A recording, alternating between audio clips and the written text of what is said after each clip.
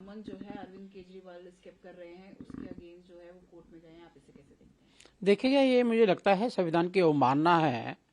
इनको ऐसा लगता है कि ये 47 से पहले का राज्य है, राजा महाराजा पैदा हुए हैं ये लोग, उस प्रकार का व्यवहार ये कर रहे हैं और संविधान की मर्यादा को, संवैधानिक संस्थाओं का इस प्रकार से अपमान कर रहे हैं। मुझे लगता है कोर्ट इसका संज्ञान भी लेगी, उनको एहसास भी कराएगी अब जनप्रतिनिधि हैं और संविधान से ऊपर नहीं है।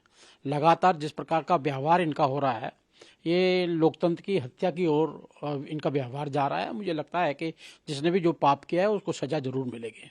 जी सर, अरविंद केजरीवाल एजेंडा बना रहे हैं। सबको पता है कि कोई पोचिंग नहीं हो रही है एमएलए को लेके और कोई भी लीगल स्कैम नहीं हुआ है। नहीं, लीगल स्कैम क्यों नहीं हुआ है? वो तो उनकी गवाह हैं, कोर्ट में अभी जेल में पड़े हुए हैं वो लोग, वो उनका नाम ले रहे हैं। ये डिसाइड करेंगे, चोरी करने वाला डिसाइड करेगा मैं पे कोई भी कलंक नहीं है? ऐसा कैसे हो जाएगा? इसका हर अपराधी यही कहता है पहली बार। तो इस प्रकार से जो केजरीवाल कह रहे हैं, एक अपराधी के व्यवहार जो होता है वैसे ही वो कर रहे हैं। और जो एमएलओ वाली बात है, ये साफ क्लियर है। आपने प्रेस कॉन्फ्रेंस करके कहा है, तो बताइए ना, हम तो उसको पकड़ना चाहते हैं जो रिश्वत देना चाहता है।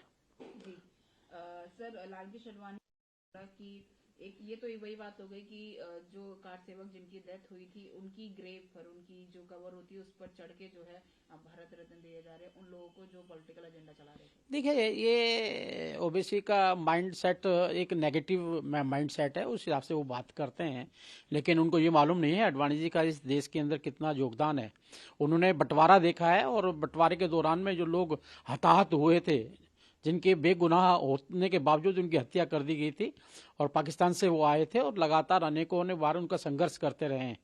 तो आडवाणी जी को जो भारत रत्न दिया गया है जायज़ है। उनका पूरा जीवन देखिए, 5 बार लोकसभा सांसद रहे, 4 बार राज्यसभा सांसद रहे, आईबी के मंत्री रहे, विदेश मंत्री, वो अपना गृह मंत्री रहे, पूर्व उप प्रधानमंत्री रहे। इतना बड़ा उनका योगदान समाज में, धार्मिक क्षेत्र में, राजनीतिक क्षेत्र में बहुत बड़ा सम्मान है। मुझे लगता है कि सरकार का निर्णय जो है बहुत स्वागत योग्य है। जी ये जो है वोट बिखर ना जाए।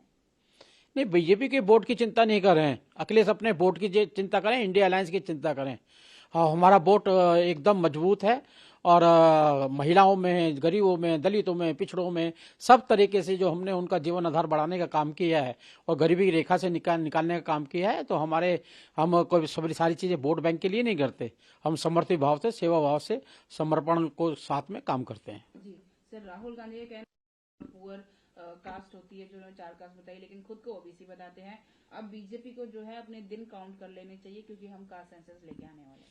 आप कुछ भी ले आइएगा, इससे बीजेपी को फर्क नहीं पड़ता। सही माने में गरीबी सबसे बड़ी जाति है, उसका उत्थान होना चाहिए।